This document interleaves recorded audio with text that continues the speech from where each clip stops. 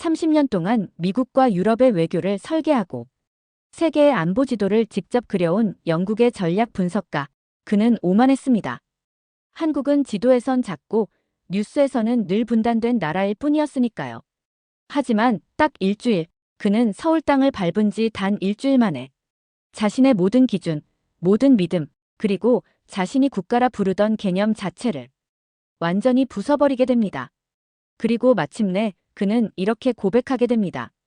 저는 지금 한국이라는 대륙 위에 서 있습니다. 대체 무슨 사연인지 오늘 사연 바로 시작하겠습니다. 저는 제임스 브루어, 영국 런던 태생의 외교안보 전략가입니다.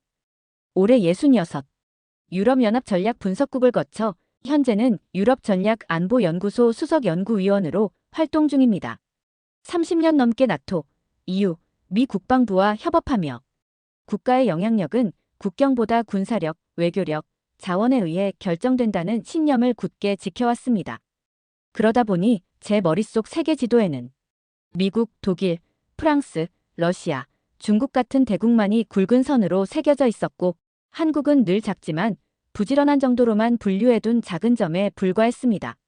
지금껏 전략이란 걸 지리적 조건과 자원, 그리고 동맹국의 힘에서 찾는다고 믿어왔습니다. 영국 런던에서 자란 저에겐 유럽과 북미 중심의 세계 질서가 당연한 것이었죠. 아시아, 솔직히 말해 주변부라고 여겼습니다. 특히 한국이라는 나라에 대해서는 전쟁 휴전선 하나로 긴장만 유지하고 있는 좁고 복잡한 국가 정도로만 알고 있었어요. 그런데 2024년 말 저를 완전히 뒤흔든 사건이 일어났습니다. 유럽 군사 전략가들이 모이는 회의에서 인도네시아 국방장관이 연단에 올라 말했죠. 이제 아시아의 균형추는 한국입니다. 우리는 그들과 같은 편에 서기를 원합니다. 처음엔 다들 웃었습니다. 저도 마찬가지였어요. 그런데 그가 발표한 수치와 계약 리스트를 보는 순간 제 안에 있던 모든 자만심이 와르르 무너졌습니다. FA-50, K2 전차, K9 자주포, 한국산 정밀탄약, 다연장 로켓. 단순한 수출이 아니었어요. 전략 플랫폼의 통합 수출, 그 자체였습니다. 놀라운 건 그 무기들이 싸고 튼튼한 수준을 넘어 미국과 나토 수준의 네트워크, 전투체계까지 갖추고 있다는 점이었죠. 특히 저를 멍하게 만든 장면이 있었습니다. 유럽의 한 고위 장성이 제게 다가와 묻더군요. 제임스 박사, 혹시 한국과 협력할 수 있는 창구를 아십니까? 그 순간 세상이 바뀌었다는 걸 직감했습니다. 이제 유럽이 한국에 손을 내밀고 있었거든요. 이 충격을 그대로 안고 서울로 향했습니다. 도착하자마자 느낀 것은 과도한 효율이었습니다. 공항에서 12분 만에 입국 심사를 마쳤고 AI 안내봇이 호텔 예약까지 해주더군요. 제가 늘 유럽이 선진이라 믿었던 시스템보다도 훨씬 앞서 있었어요. 이건 단순한 인프라의 차원이 아니었습니다. 국가 전체가 하나의 전략적 유기체처럼 움직이고 있는 것 같았어요.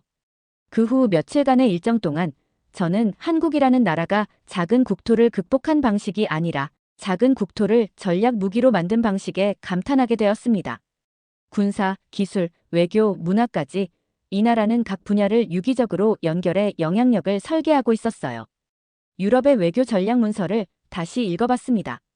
그 안에는 한반도는 미, 중간 균형지대라는 오래된 표현만 있었죠. 그러나 현실의 한국은 미국과 나토, 아세안, 아랍, 동유럽까지 아우르는 독립된 전략국가로 진화해 있었어요. 그날 밤 숙소에서 혼자 생각했습니다. 나는 도대체 무슨 세계에서 살고 있었던 걸까요? 그 나라를 무시했던 과거가 이제는 부끄러웠습니다. 한국은 국경은 작지만 영향력은 대륙급이었습니다. 그리고 지금부터 이 나라가 얼마나 무서운 전략국가로 변모했는지를 직접 눈으로 확인해 보기로 결심했어요. 서울에서의 첫 며칠은 스스로를 철저히 부수는 시간이었습니다. 군사 전략가로서 세계 곳곳을 다녀봤지만 이렇게 압도당한 건 처음이었어요. 그런데 진짜 충격은 그 다음이었습니다. 한 국책 연구기관의 요청으로 강연을 하게 되었는데 강연이 끝난 후 한 연구원이 저를 조용히 불렀습니다. 브루어 박사님, 혹시 이 사진을 보신 적 있으신가요? 그가 보여준 건 1970년대 유럽 언론에 실렸던 기사 스크랩이었습니다. 한국, 원조 없이는 내일도 없다. 동양의 병자, 언제 깨어날까? 수출품? 그들에겐 없다. 그중엔 어릴 적 봤던 영국 신문의 문구도 있었습니다. 한국 국어라는 아시아의 그늘. 심장이 철렁 내려앉았어요. 그 기사에 달린 저널리스트 이름이 바로 내 아버지였거든요. 그 연구원은 미소 지으며 말했습니다. 우린 그 조롱을 벽에 걸어두고 매일 봤어요. 그게 우리의 동력이었죠. 그 말에 말문이 막혔습니다.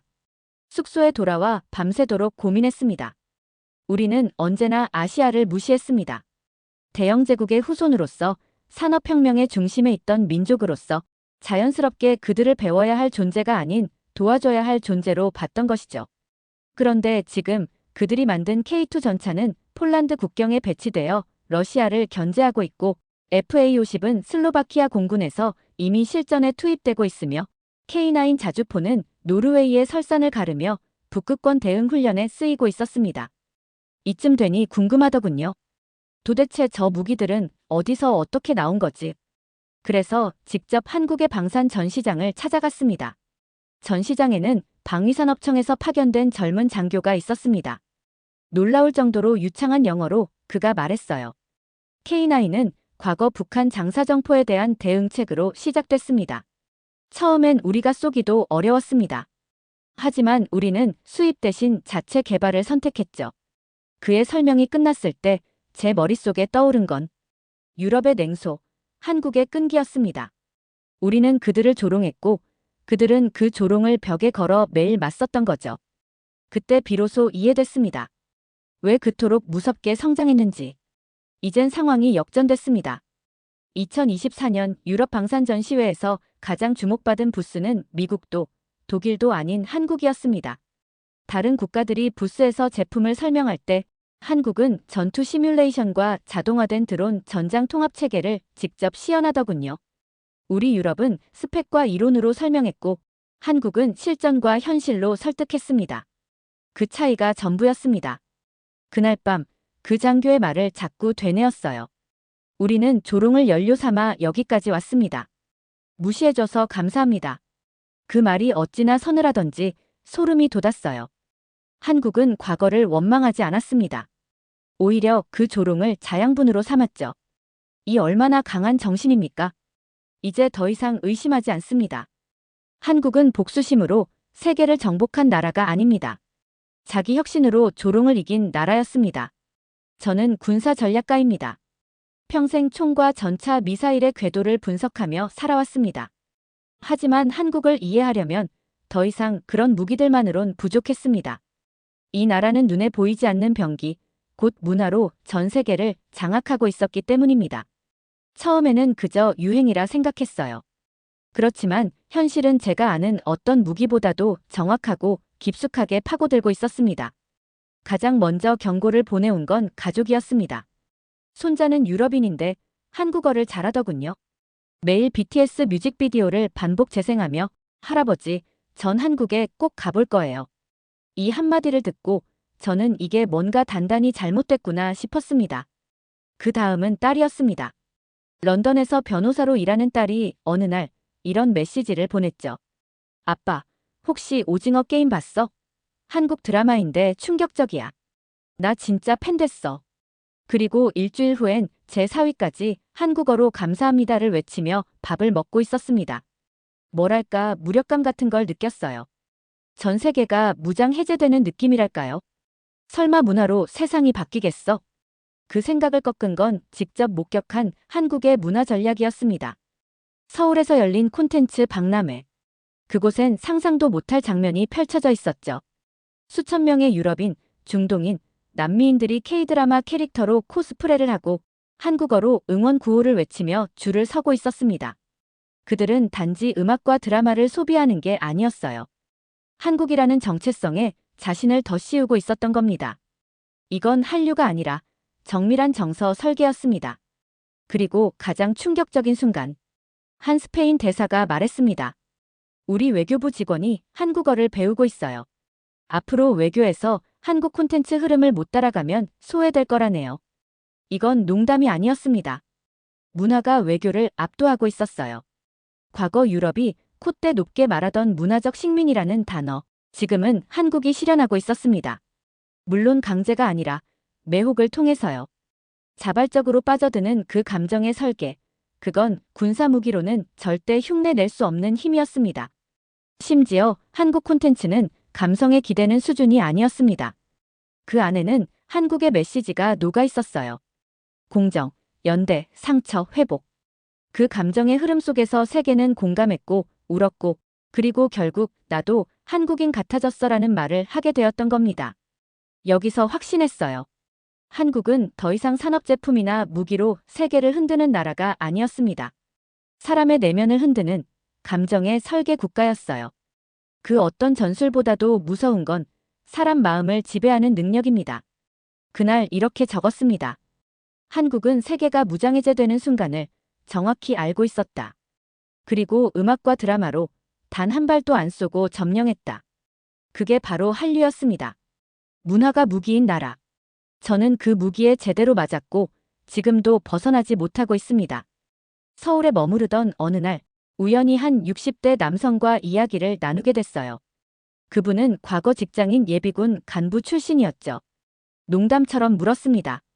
전쟁 나면 젊은 사람들만 싸우겠죠? 그분은 조용히 웃더니 말하더군요. 전쟁이 나면요. 동네 할머니도 자원해서 밥 짓고 응급처치합니다. 여긴 그런 나라예요. 그 말을 확인하기 위해 직접 한국의 민방위 훈련장과 예비군 훈련장을 찾아갔습니다. 그들 손엔 최신형 K2C1 소총이 있었고 무장해제된 국가라는 제 고정관념은 산산조각이 났죠. 그리고 결정적인 순간은 국민안전체험 캠프를 찾았을 때였습니다. 거긴 말 그대로 국가적 생존 전략 시뮬레이터였어요. 초등학생부터 할머니까지 심폐소생술을 연습하며 생존 배낭을 구성하는 법을 배우고 있었죠. 충격에 빠졌습니다. 전쟁 없는 나라에서 이렇게 전쟁을 준비하는 국민이라니. 이건 안보 교육이 아니었습니다. 국민 개개인이 무기이자 방패가 되는 시스템이었어요. 유럽에서는 민간인의 전쟁 대응을 최악의 선택이라 여깁니다. 하지만 한국은 민간과 군의 경계를 유연하게 넘나들며 모든 국민이 유사시에 투입될 수 있도록 준비된 사회였어요. 그리고 그 철학은 단 한 문장에서 요약됩니다. 우리는 전쟁을 두려워하되 결코 피하지 않는다. 한국인의 눈에는 그런 각오가 깃들어 있었어요. 이 나라는 병사 수만 세는 전략 지도가 아니라 국민 전체가 스스로 움직이는 네트워크였습니다. 심지어 젊은 세대조차 전쟁이 나면요. 당연히 나가야죠. 우린 조국을 지켜야 하잖아요. 이 말을 대수롭지 않게 하더군요. 30년을 군사학으로 먹고 살아왔지만 이토록 무서운 전쟁 철학은 처음이었습니다. 한국은 전쟁을 원하지 않았고 그래서 더 무섭게 준비돼 있었습니다. 그들은 총보다 의지를 먼저 들고 있는 나라였습니다. 그리고 깨달았어요. 이 나라를 침략하려는 자는 무기보다 무서운 걸 상대해야 한다는 걸요. 한국이 군사와 문화로 강하다는 사실까지는 어느 정도 받아들였어요. 하지만 기술 분야만큼은 아직 유럽이 앞서 있다고 생각했죠. 특히 독일과 프랑스, 네덜란드의 기술이나 유럽 전역의 에너지 시스템 같은 것들 말입니다. 그런데 그 자만은 단 하루 만에 깨졌습니다. 그날은 한국의 첨단 산업 시찰차 방문한 판교 테크노밸리에서 시작됐습니다. 처음 보는 풍경이었죠. 기술 스타트업과 공공기관, 그리고 글로벌 대기업들이 마치 유기체처럼 연결돼 있었습니다. 회의실 한편에선 전기차용 배터리 신소재를 시연하고 있었고 다른 쪽에선 의료 AI가 폐암을 몇 초 만에 진단하고 있었습니다. 가장 충격적인 순간은 한 반도체 설비 스타트업의 설명을 듣고 나서였어요. 우리는 TSMC처럼 팹 중심이 아닌 초소형 패키징 솔루션으로 공략합니다. 그들은 자신있게 말했습니다. 10년 전까진 우리가 유럽을 따라갔죠. 이제는 유럽이 우리 기술 로드맵을 가져다 씁니다. 그 순간 이건 단순한 기술 추격이 아니라 역전이라는 걸 직감했습니다. 유럽은 여전히 관료주의에 발목 잡혀 혁신 속도가 느린 반면 한국은 위기에서 기회를 낳는 속도전으로 기술의 벽을 허물고 있었던 거죠. 특히 반도체 분야에서 그들이 보여준 공급망 전략은 감탄 그 자체였습니다. 한국은 자국 기업뿐 아니라 일본, 미국, 유럽, 심지어 대만까지 엮어 위기 시 단독 생산 체계를 갖추고 있었어요. 그때 처음으로 이 나라가 없으면 세계 IT는 멈추겠구나란 말을 실감했죠. 게다가 놀라운 건 이 첨단 기술들이 단지 산업에 머무는 게 아니었습니다. 군사, 보건, 교육, 환경까지 전방위로 확장되는 모습이었습니다. 서울에서 만난 한 국방부 기술관은 이렇게 말했어요. 우린 드론을 무기로 보지 않습니다. 이건 하나의 전장 플랫폼입니다. 그 말이 단순해 보여도 그 안에는 유럽이 아직 따라오지 못한 통합 전략 기술 개념이 담겨 있었죠. 저는 유럽에서 가장 오래된 기술연구소 소속으로 프랑스, 독일, 네덜란드와 수십 년 협력해왔습니다. 그런데 그 모든 노력이 한국의 5년짜리 국가기술 로드맵 하나에 압도되는 광경을 보고 말았던 겁니다. 그제야 이해가 되더군요. 왜 미국도 유럽도 심지어 중국까지 한국 기술자들을 사활 걸고 영입하려 하는지. 그들의 기술력은 위기를 기술로 바꾸는 정신, 그리고 기술을 국가 생존의 무기로 활용하는 철학이 있었습니다. 이날 밤 노트에 이렇게 적었습니다. 우리는 기술을 자산이라 불렀고 한국은 기술을 전장이라 불렀다. 그 차이가 모든 걸 바꿨다. 그리고 조용히 인정했습니다. 기술에서도 우리가 고개를 숙여야 할 시간이 왔다는 것을요. 어떻게 이 모든 것들이 하나의 국가 브랜드로 작동할 수 있지? 유럽은 수십 년을 걸쳐 별도의 전략을 짜고 영역을 구분하며 움직여왔거든요. 그런데 한국은 무언가 완전히 달랐습니다. 그러던 중 서울에서 정체불명의 광경을 보게 됐어요. 중국 관광객 무리가 한국산 냉장고가 최고라며 줄을 서고 있었고, 프랑스인 유튜버는 K뷰티는 유럽보다 10년 앞서 있다는 주제로 콘텐츠를 찍고 있었으며, 미국계 벤처캐피탈 대표는 직접 한국 스타트업 CEO를 만나기 위해 대기 중이었죠. 도심 한복판인데 마치 유엔 총회에 있는 듯한 기분이 들었습니다. 그 중심엔 다름 아닌 한국이라는 두 글자가 있었어요. 그때부터였습니다. 이 나라는 더 이상 국경으로 움직이지 않는다는 걸 알게 되었죠. 외교부에서 근무하는 지인을 통해 한국의 국가 이미지 전략 보고서를 입수하게 됐습니다. 그 문서엔 이런 문장이 적혀 있었습니다. 우리는 국가를 제품처럼 포지셔닝합니다. 한국은 산업, 문화, 군사, 기술, 복지, 환경을 포괄하는 브랜드입니다. 정신이 번쩍 들었어요. 국가 자체를 브랜드로 다룬다는 발상. 이건 정말 유럽도 아직 시도하지 못한 방식이었거든요. 한국은 더 이상 작은 아시아 국가가 아니었습니다. 지금 세계 각지에서 각기 다른 얼굴로 등장하고 있었죠. 중동에선 방산 파트너, 동남아에선 교육 모델, 미국에선 반도체 동맹, 유럽에선 친환경 전략 동반자. 심지어 남미에선 K드라마가 페미니즘 담론에까지 영향을 주고 있었어요. 이건 단순한 인기 현상이 아니었습니다.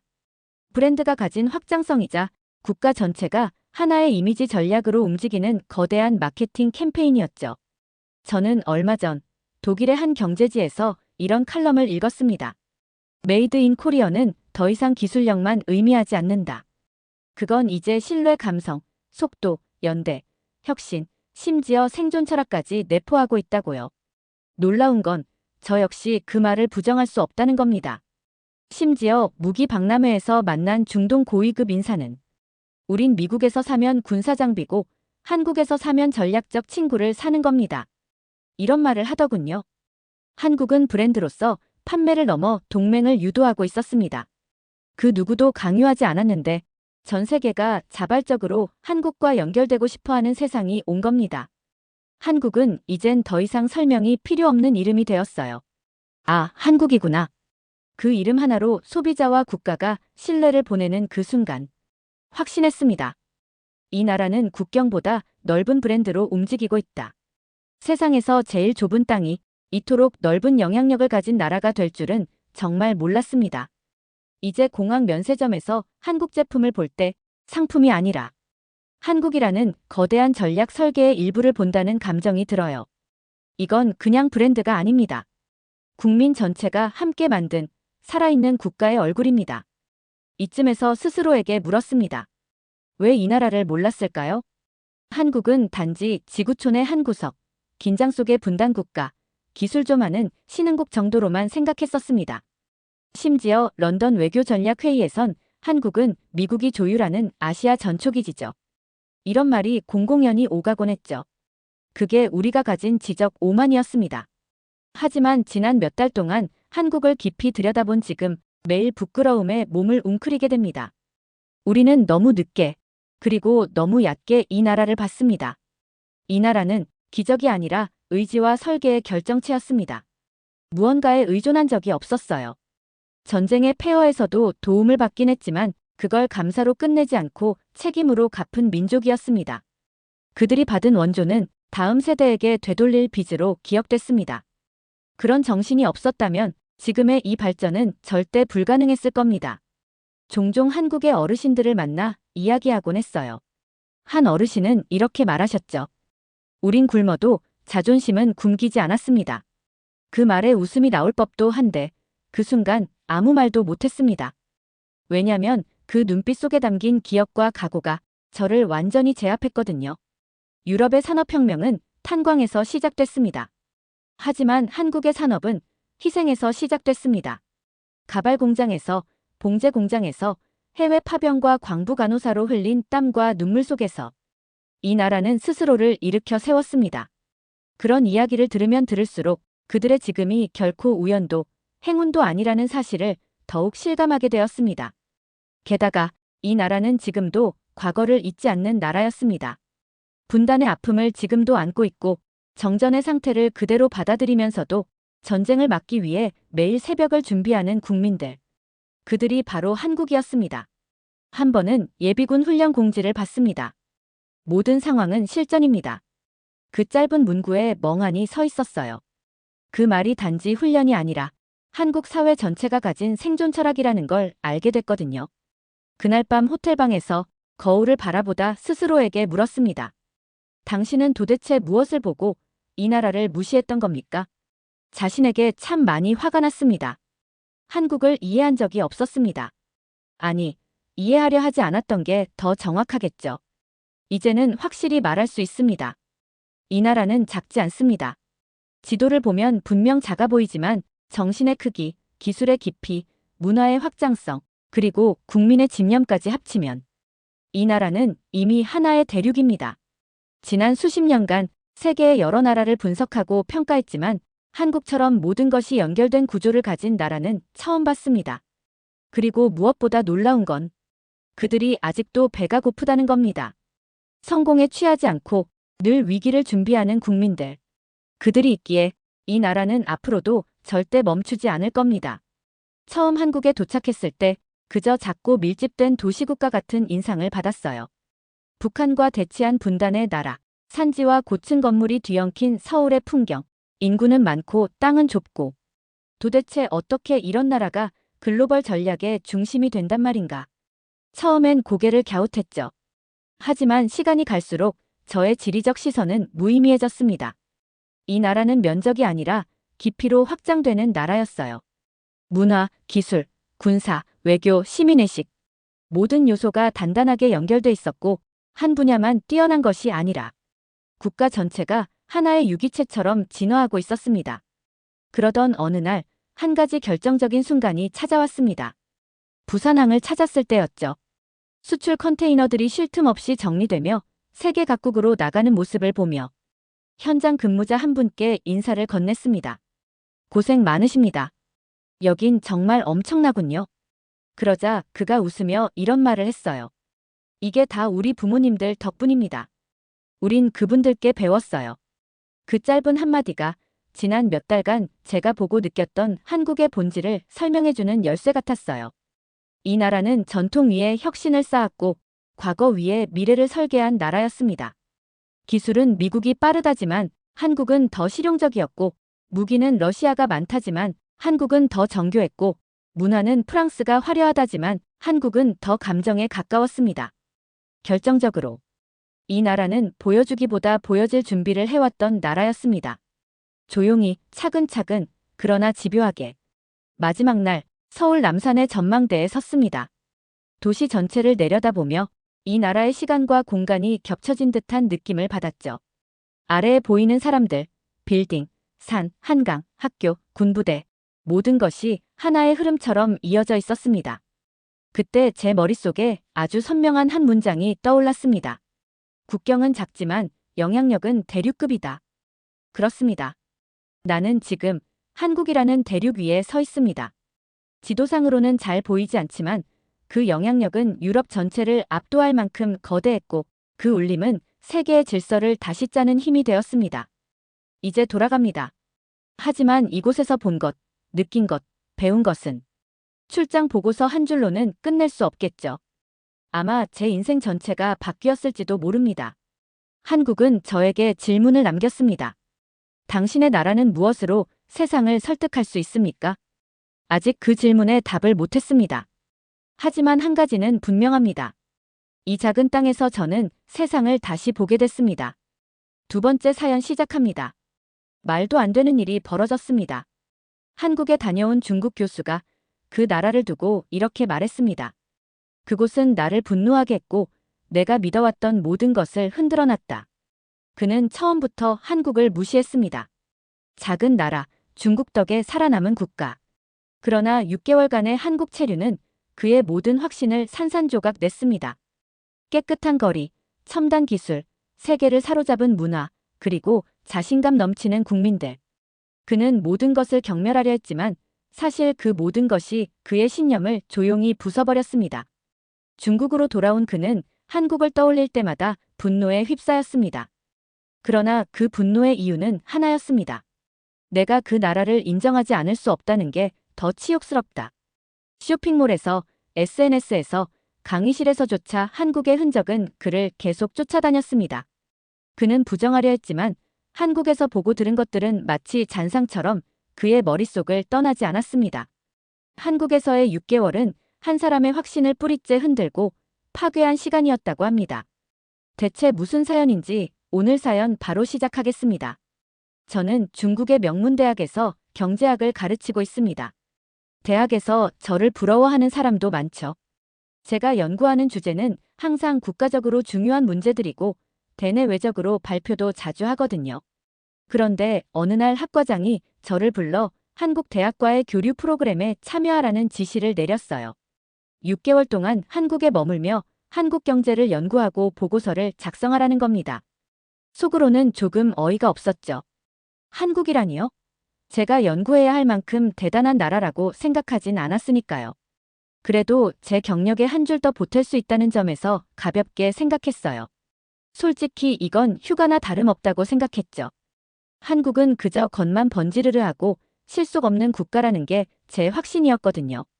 그런데 이런 생각은 제가 한국 땅을 밟자마자부터 조금씩 깨지기 시작했어요. 인천공항에 도착했을 때 처음에는 조금 놀랐어요. 공항이 지나치게 현대적이고 깔끔하더군요. 가이드라인도 잘 정돈되어 있고 사람들이 분주하게 움직이면서도 혼란스럽지 않았어요. 중국 공항보다 작긴 하지만 정리 하나는 잘 해놨네. 이런 생각이 들었어요. 그런데 저는 이 모든 게 보여주기 위한 포장일 뿐이라고 여겼어요. 하지만 공항에서의 입국 심사는 저를 짜증나게 만들었어요. 한국 사람들이나 다른 외국인 여행객들은 줄이 빠르게 줄어드는데 저는 유독 오래 기다려야 했어요. 그 순간 속에서 뭔가 끓어오르기 시작했어요. 왜 중국인을 이렇게 대우하지? 중국이 없었으면 이 공항이 존재할 수 있었을까? 감히 우리를 이렇게 하대한다고 하는 생각이 멈추질 않았어요. 공항에서 숙소까지 이동하는 동안 창밖으로 펼쳐진 서울의 모습이 눈에 들어왔어요. 솔직히 말하자면 꽤 깔끔하고 세련된 느낌이었습니다. 질서와 깨끗함이 중국 대도시와는 또 다르게 느껴지더군요. 이것도 저를 불편하게 만들었죠. 저는 상하이나 베이징을 압도적으로 더 우위에 두고 있었거든요.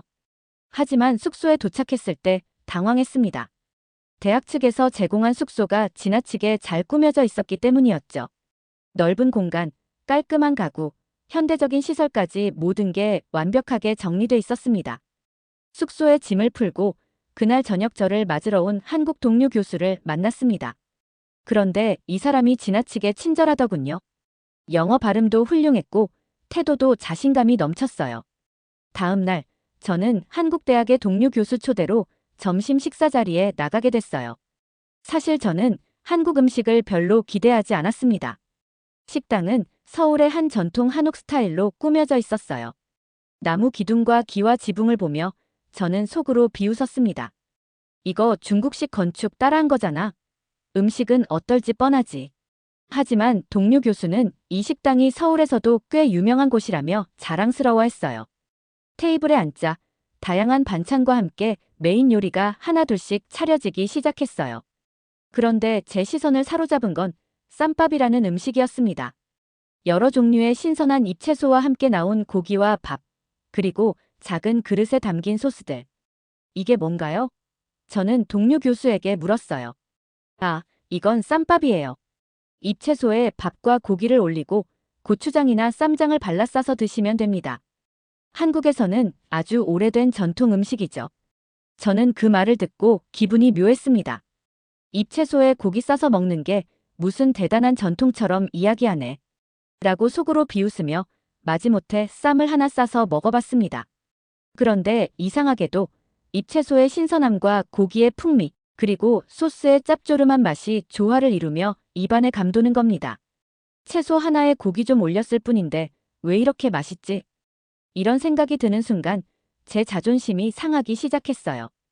이건 그냥 내가 배가 고팠기 때문일 거야. 그렇게 스스로를 설득하며 다른 반찬들을 건드려 봤습니다. 하지만 신선한 채소와 깔끔한 맛의 고기 조합이 계속 떠오르더군요. 쌈밥 다음으로 등장한 음식은 육회 비빔밥이었어요. 날고기와 각종 채소, 그리고 노른자가 올라간 그릇을 보자 저는 고개를 저었습니다. 날고기. 아무리 전통 음식이라도 이렇게 원시적인 방식이라니 속으로는 경멸했죠.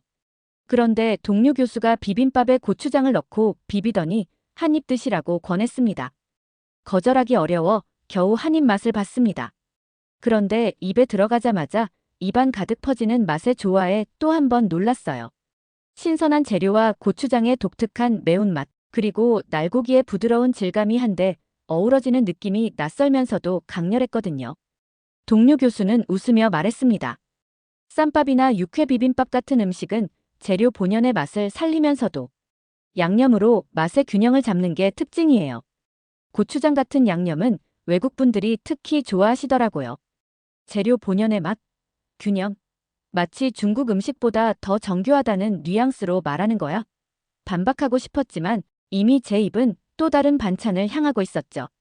저는 억지 미소를 지으며 동료 교수에게 말했습니다. 음식이 독특하네요. 이런 음식들도 중국 문화에서 영향을 받은 거겠죠? 동료 교수는 미소를 잃지 않고 대답했습니다. 중국 음식에 영향을 받았다고 보긴 어렵죠. 쌈밥이나 된장찌개 같은 음식은 한국 고유의 전통에서 나온 음식이에요. 특히 쌈밥은 재료를 어떻게 살릴지 고민하는 데서 시작된 요리입니다. 그 말을 듣고 저는 마음속 깊은 곳에서 뭔가가 흔들리는 걸 느꼈어요. 한국 음식이 중국 영향을 받지 않았다니 이런 말을 어떻게 이렇게 당당하게 할 수 있지? 그런데 문제는 제가 그런 말을 믿고 싶지 않아도 이미 그 음식을 먹고 느낀 맛들이 부정할 수 없는 진실처럼 느껴졌다는 겁니다.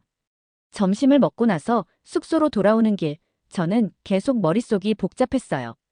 쌈밥이니 육회 비빔밥이니 맛있었던 건 사실이지만 그것 때문에 제 자존심이 흔들리다니 말도 안 된다고 생각했죠. 그래서 그날 저녁 머리를 식히기 위해 서울 시내를 돌아다녀 보기로 했습니다. 처음 탄 건 지하철이었어요. 사실 중국의 지하철 시스템이 워낙 크고 복잡해서 한국의 지하철은 별로 대단하지 않을 거라고 생각했어요. 그런데 승강장에 들어선 순간 저는 묘한 느낌을 받았어요. 바닥이 지나치게 깨끗한 겁니다. 제가 열차에 올라탔을 때 사람들이 줄을 맞춰서 질서정연하게 타고 내리는 모습이 특히 당황스러웠어요. 중국에서는 대중교통을 이용할 때 이런 질서를 찾아보기 힘들거든요. 열차가 출발하고 나서도 놀라움은 계속됐어요. 승객들이 각자 스마트폰이나 음악을 듣는 모습도 낯설었지만 지하철 내부에서 아무도 큰 소리를 치거나 시끄러운 목소리가 들리지 않았어요. 그 순간 중국에서 매일 아침 출근길마다 인터넷이 불안정하고 사람들이 시끄럽게 떠드는 모습을 떠올렸습니다. 그리고 지금 이 열차 안에서 느껴지는 정숙함과 기술적 편리함이 이상하리만큼 대조되더군요. 한국이 워낙 작은 나라니까 이런 게 가능한 거겠지라고 생각하며 일부러 제 불편한 감정을 눌렀습니다. 열차에서 내린 후 서울 시내를 걷기 시작했어요. 그런데 길거리는 또 하나의 충격이었습니다. 도로는 깨끗하고 질서 정연했으며 사람들이 교차로에서 신호를 정확히 지키는 모습이 너무도 생소했습니다. 중국에서는 신호를 무시하고 건너는 일이 흔하죠. 저는 길 한쪽에서 신호를 기다리며 생각했어요. 이게 대체 뭐지? 사람들이 정말 이렇게까지 질서를 지킨다고? 다음 날, 저는 숙소 근처에 있는 대학 캠퍼스를 둘러보기로 했습니다. 한국 대학의 수준을 확인하고 싶다는 명목이었지만 사실은 이 나라의 실체를 더 파악해 보려는 마음이 컸어요. 캠퍼스에 들어서자마자 느낀 첫 인상은 깔끔하고 정돈된 분위기였습니다. 캠퍼스 내 건물은 비교적 현대적이었고 주변 조경도 상당히 세련되었더군요. 그런데 진짜 저를 놀라게 한 건 학생들의 모습이었습니다. 학생들이 지나치게 밝고 활기찬 분위기였거든요. 그때였습니다. 학생들이 강의실 앞에 모여서 스마트폰 화면을 보며 뭔가를 열심히 얘기하고 있었어요. 저는 그들의 대화를 흘낏 들었죠. 그런데 뜻밖에도 그들이 보고 있던 건 뮤직비디오였습니다. 저거야 저 한국 아이돌 그룹 뭐 요즘 인기가 많다고 하던데. 저는 아이돌 가수에 대해 거의 관심이 없었어요. 중국에서도 한류라는 단어는 익숙하지만 그저 젊은 세대들이 일시적으로 열광하는 유행 정도로 치부했었거든요. 학생들은 영상을 보며 감탄사를 연발하고 있었어요. 그중 한 외국인 학생이 이렇게 말하는 걸 들었습니다. BTS 공연은 정말 독보적이에요. 전 세계에서 이런 아이돌 그룹을 따라갈 팀은 없을 겁니다. 그 말을 듣고 저도 모르게 미간이 찌푸려졌어요. 전 세계? 독보적? 이런 과장된 칭찬을 진지하게 하는 건가? 저는 그 학생이 과하게 들뜬 것이라 생각하며 모르는 척 강의실로 들어갔습니다. 강의가 끝난 후 점심을 먹으러 교내 식당으로 갔습니다. 그런데 식당 안에서도 한쪽 모니터에서 또 다른 K-팝 뮤직비디오가 나오고 있더군요. 학생들이 무심히 밥을 먹으면서도 자연스럽게 그 영상을 보는 모습에 묘한 이질감이 들었습니다. 그것보다 더 충격적인 건 식당 구석에서 외국인 학생 몇 명이 한국 드라마에 대해 열띤 토론을 벌이고 있던 겁니다. 그날 밤 저는 침대에 누워도 쉽게 잠들 수가 없었습니다. 계속해서 한국 사람들이 문화와 기술을 자신감 있게 자랑하던 모습이 떠올랐거든요. 캠퍼스에서의 충격적인 하루를 보낸 다음 날, 저는 다시 서울 시내를 둘러보기로 했어요. 이번엔 특별한 목적 없이 도시 곳곳을 걸으며 이 나라의 진짜 모습을 보겠다는 의지로 나섰죠. 제가 처음 도착한 곳은 한강공원 근처였어요. 강변을 따라 걷다 보니 깔끔하게 정돈된 산책로와 자전거 도로가 눈에 들어왔어요. 사람들이 삼삼오오 모여 돗자리를 펴고 앉아 있거나 공원 내 카페에서 여유롭게 커피를 마시는 모습이었습니다. 그런데 뭔가 이상했어요. 쓰레기 하나 없다는 사실이 너무 눈에 띄었거든요. 이게 말이 돼? 이 많은 사람들이 공원에서 음식을 먹고 놀고 있는데 왜 주변에 쓰레기가 없지? 저는 의심스럽게 주변을 살폈습니다. 분명 어딘가에 쓰레기가 쌓여 있을 거라고 생각했어요. 그런데 아무리 찾아봐도 강변부터 잔디밭까지 어디에도 버려진 쓰레기는 보이지 않았어요. 서울 도심의 도로와 골목길을 걸으며 저는 계속 충격받고 있었어요. 보도블록 위에는 담배꽁초조차 보이지 않았고 거리에 설치된 공공자전거들은 규칙적으로 정리되어 있었습니다. 심지어 사람들이 쓰레기통도 없이 음료수병 하나 버리지 않고 가방에 담아가는 모습을 보고는 기가 막혔죠. 길을 걷던 중 한 전기차 충전소 앞에서 멈춰 섰습니다. 충전소에는 최신식 전기차들이 줄지어 충전을 기다리고 있었어요. 안내판에는 탄소 배출 제로 도시를 목표로 하는 한국의 환경 정책이 적혀 있었습니다. 그걸 보자마자 저는 피식 웃고 말았죠. 속으로 비웃었지만 동시에 중국의 혼잡한 도로와 매연으로 가득 찬 하늘이 떠올랐어요. 베이징에 있는 제 집 근처 도로는 항상 차들로 붐비고 하늘은 거의 흐릿하죠. 그런 생각이 떠오르자 서울의 맑은 하늘이 유난히 눈에 들어왔어요. 서울의 대중교통 시스템도 저를 다시 한번 충격에 빠뜨렸어요. 지하철뿐만 아니라 전기버스와 수소버스가 조용하고 매끄럽게 운행되고 있었거든요. 특히 버스 정류장에서 기다리는 사람들조차 질서를 지키며 줄을 서고 있었어요. 그 모습은 도저히 익숙하지 않았습니다. 버스에 올라타니 또 다른 놀라움이 기다리고 있었습니다. 내부가 지나치게 깨끗했어요. 손잡이부터 바닥까지 얼룩 하나 없이 반짝거리는 버스를 타고 있으니 제가 마치 외계에 온 것 같은 기분이 들었어요. 그 순간 중국에서 경험했던 대중교통이 떠올랐어요. 항상 사람들이 붐비고 소란스러우며 의자나 손잡이에 먼지와 오염 자국이 묻어있던 모습이요. 그리고 그 기억이 서울의 대조적인 모습과 겹쳐지면서 묘한 불편함이 저를 덮쳤습니다. 점심시간이 가까워져 저는 근처 식당을 찾아 들어갔습니다. 식당 내부는 예상대로 깨끗했고 사람들도 정돈된 모습으로 식사를 즐기고 있었어요. 그런데 식사를 끝낸 손님들이 자리를 떠날 때 자기가 먹은 자리를 직접 정리하고 나가는 모습이 보였습니다. 점차 서울에서 생활에 익숙해져 가던 어느 날 뜻밖의 일이 벌어졌습니다. 갑작스러운 몸살 증상으로 컨디션이 급격히 나빠진 겁니다. 열이 오르고 머리가 깨질 듯 아파서 견딜 수가 없었어요. 솔직히 저는 한국 병원을 기대하지 않았습니다. 그런데 병원의 첫 인상이 예상과 너무 달라서 당황스러웠습니다. 병원 내부는 지나치게 현대적이었어요. 대리석 바닥이 반짝거렸고 대기실 의자도 깔끔하게 정돈되어 있었습니다. 로비 중앙에는 디지털 키오스크가 설치되어 있었고 환자들이 그 기계로 접수부터 결제까지 간편하게 처리하는 모습이 보였습니다. 제가 뭔가 잘못 찾아온 건가 싶을 정도로 정리된 시스템에 순간 당황했어요. 저는 무작정 데스크로 걸어가 접수를 부탁했습니다. 직원은 친절한 미소로 대답하며 간단한 정보만 확인하고는 제 상태를 물었어요. 열이 심하시군요.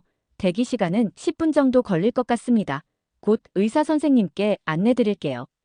이 말을 들은 저는 10분이라니 속으로 비웃었습니다. 하지만 정말로 저는 10분도 안 돼서 진료실로 안내받았습니다. 진료 과정은 빠르고 체계적이었습니다. 하지만 제가 더 놀란 건 이후 약을 받는 과정이었어요. 병원 내부에 약국이 연결되어 있어서 처방전을 바로 제출하면 몇 분 안에 약이 준비되었습니다. 이게 다라고. 이렇게 간단한 시스템을 어떻게 만들었지? 중국에서 병원을 방문할 때는 진료를 받기 위해 몇 시간을 기다리고 약을 받으려면 또 다른 줄을 서야 하는 게 당연했거든요. 숙소로 돌아오는 길, 저는 자꾸만 병원의 모습이 떠올랐습니다. 뭐가 이렇게 간단하지? 대체 어떻게 이 나라 사람들은 이런 효율적인 시스템을 만든 거지? 다음 날, 저는 상태가 나아졌지만 한국 의료 시스템에 대한 의문을 해결하지 못한 채 동료 교수와 만났습니다. 저는 교수에게 물었습니다.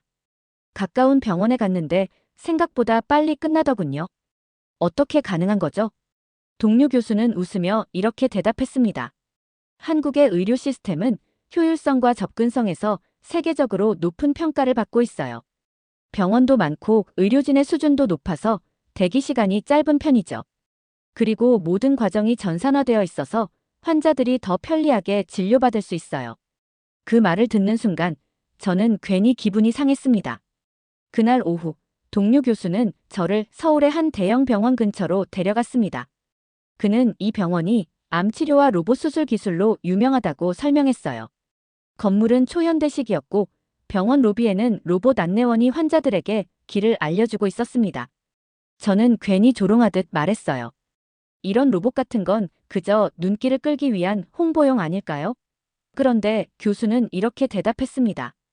한국의 병원들은 이런 기술을 실제로 치료에 사용하고 있어요. 특히 로봇 수술은 정밀도가 높아서 해외에서도 배우러 오는 의료진이 많습니다.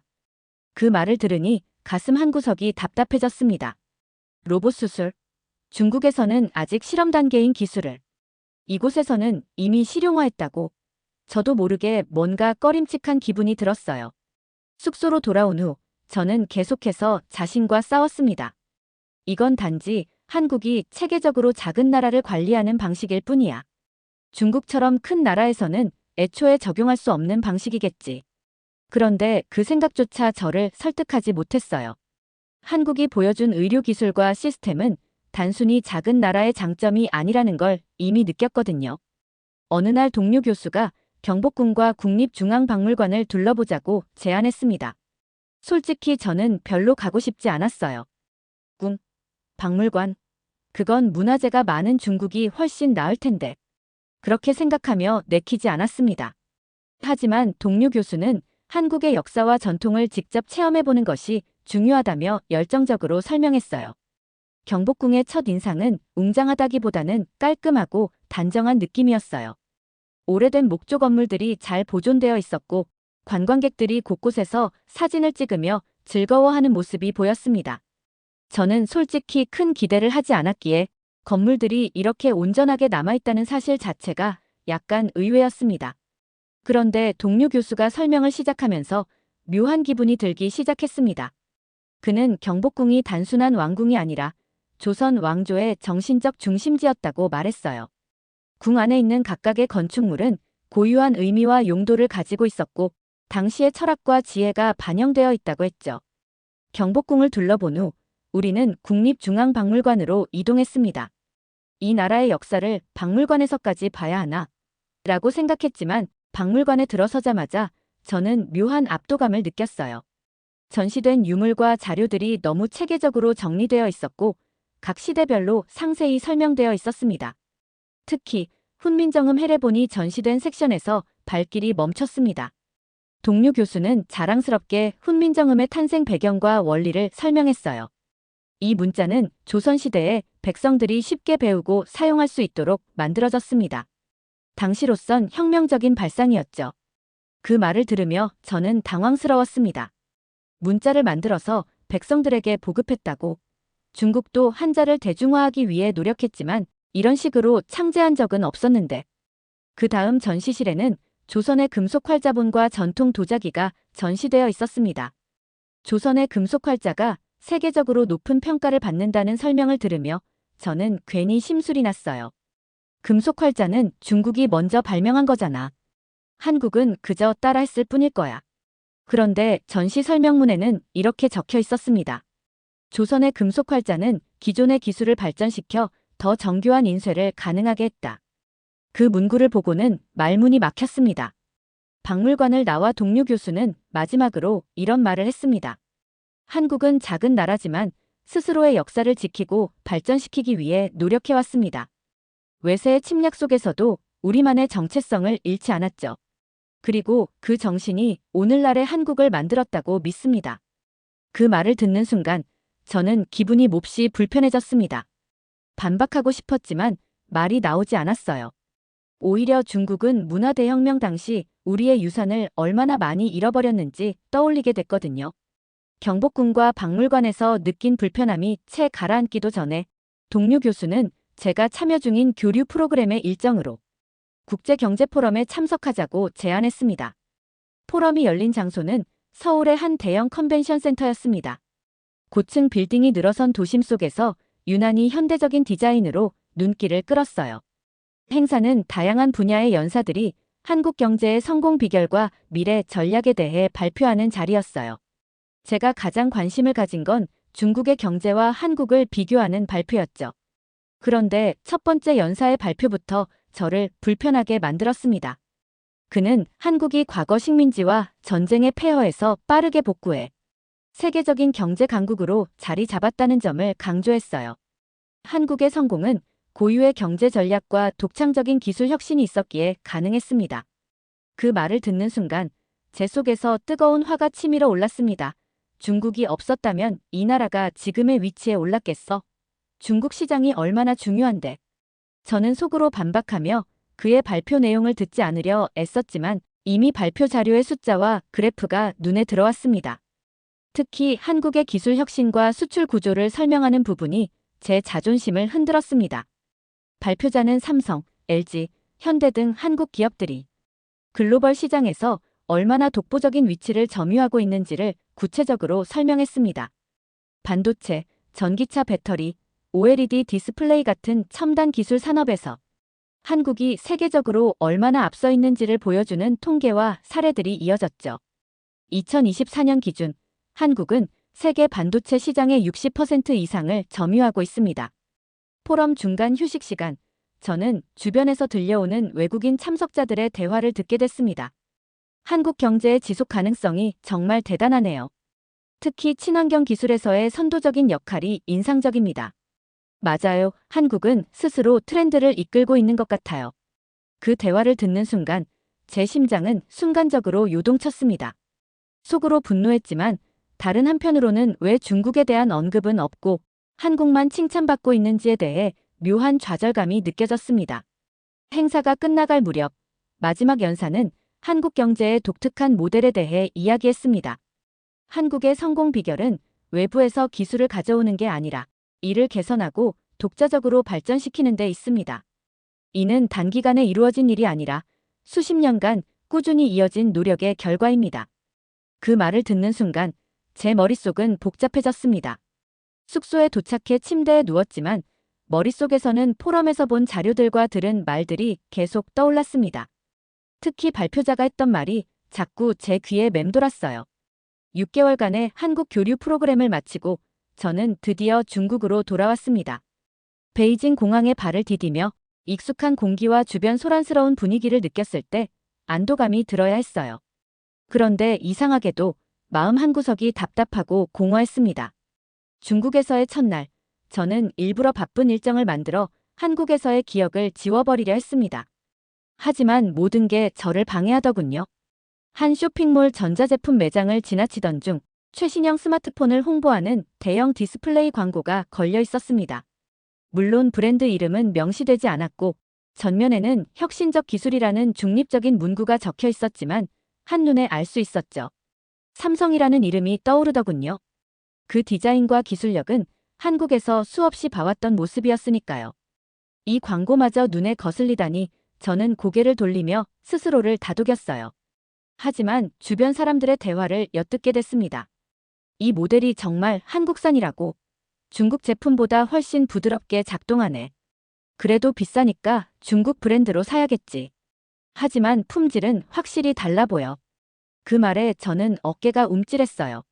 며칠 후 대학으로 복귀해 교수 회의에 참석했습니다. 회의 중간에 한 동료가 한국과 관련된 질문을 던졌습니다. 교수님, 한국의 기술 혁신과 경제 발전에 대해 직접 보고 오셨으니 중국이 어떤 부분을 벤치마킹해야 할지 의견을 나눠주실 수 있을까요? 그 질문이 너무 갑작스러워 순간적으로 말문이 막혔습니다. 한국에서의 경험이 계속 떠오르며 제가 진정으로 느꼈던 혼란과 감탄이 억지로 숨기려던 감정의 밑바닥을 흔드는 것 같았거든요. 저는 애써 평정심을 유지하며 대답했습니다. 한국은 작은 나라로서 정돈된 시스템을 잘 구축한 사례입니다. 하지만 중국은 규모에서 월등히 앞서 있으니 우리가 굳이 벤치마킹할 필요는 없습니다. 대신 우리의 강점에 더 집중하는 것이 중요하겠죠. 이 말을 하면서도 저는 스스로에게 거짓말을 하고 있다는 걸 알았습니다. 한국의 경제와 기술 수준은 분명히 저를 충격에 빠뜨렸는데 그걸 어떻게든 인정하지 않으려는 제 모습이 스스로도 한심하게 느껴졌죠. 저녁 무렵 집으로 돌아와 인터넷을 켜자 또 다른 장면이 저를 당황하게 만들었습니다. 웨이보 같은 SNS에서는 한국 콘텐츠를 직간접적으로 언급하는 사람들이 많았어요. 비록 한한령으로 인해 공개적으로 한국 드라마나 음악이 상영되진 않았지만 일부 사용자들은 우회적으로 외국 드라마라며 은밀히 한국 콘텐츠를 공유하고 있었습니다. 특히 한국 드라마의 일부 장면이 캡처되어 올라온 게시글을 보자 저는 마음이 복잡해졌습니다. 중국에서도 여전히 한국 콘텐츠가 이렇게 소비되고 있다고. 이건 단순히 문화적 호기심으로 치부할 수 없는 일이었어요. 사람들의 반응을 살펴보니 이런 스토리는 중국에서는 절대 나올 수 없다는 댓글도 많았습니다. 며칠 후 대학생들과의 강의 중에 또 다른 일이 벌어졌습니다. 제가 한국에서의 경제 시스템을 간단히 설명하던 중 한 학생이 조심스레 손을 들고 물었습니다. 교수님, 한국에서는 문화와 경제가 어떻게 결합되어 있는지 더 자세히 알려주실 수 있나요? 그 질문에 순간적으로 말문이 막혔습니다. 제가 한국에서 느낀 감정들과 그들의 자부심이 떠올랐기 때문이죠. 저는 애써 냉정을 유지하며 답했습니다. 한국은 작은 시장에 맞춘 문화적 전략을 통해 세계적으로 자리 잡은 사례입니다. 하지만 이런 모델이 중국처럼 큰 나라에서는 그대로 적용되긴 어렵겠죠. 그 순간 학생들의 눈빛 속에서 묘한 반응을 읽을 수 있었습니다. 그들은 제 설명을 믿는 듯 했지만 동시에 더 깊은 진실을 원하고 있다는 걸 느꼈습니다. 집으로 돌아온 후 저는 다시 혼란스러워졌습니다. 왜 한국에서의 경험이 제 머릿속을 떠나지 않는 걸까? 왜 돌아온 지 며칠이 지났는데도 그들이 보여준 기술력과 질서, 그리고 문화적 자신감이 자꾸 떠오르는 걸까? 마음속 깊은 곳에서 이미 사실을 알고 있었습니다. 한국은 작지만 그 크기와는 상관없이 놀라운 영향력을 가진 나라라는 걸요. 이걸 인정하는 순간 제 자존심은 완전히 무너질 것 같았기에 저는 여전히 부정하며 스스로를 설득하는데 힘을 쏟았습니다. 그러나 설득은 쉽지 않았습니다. 제 머릿속에는 한국에서의 장면들이 끊임없이 떠올랐습니다. 제가 중국에서는 당연하다고 여겼던 혼란과 불편함이 이제는 의식적으로 비교될 정도로 선명하게 대비되었습니다. 매일 밤 저는 한국에서의 경험들을 떠올리며 잠 못 이루곤 했습니다. 그 나라의 발전과 질서, 그리고 그 속에서 느껴지는 자신감과 여유가 저를 괴롭혔습니다. 그리고 저는 스스로에게 이렇게 결론을 내렸습니다. 결국 한국은 작은 나라다. 하지만 내가 인정하고 싶지 않은 무언가를 가지고 있다. 이 한 문장을 끝으로 저는 책상 위에 머리를 숙였습니다. 혼란과 분노는 여전히 저를 덮치고 있었고 그 감정은 앞으로도 저를 놓아주지 않을 것 같습니다. 오늘 사연이 재미있으셨다면 구독과 좋아요, 알림 설정까지 부탁드립니다. 더 재미있는 사연으로 돌아오겠습니다. 이상 감동탐험이었습니다.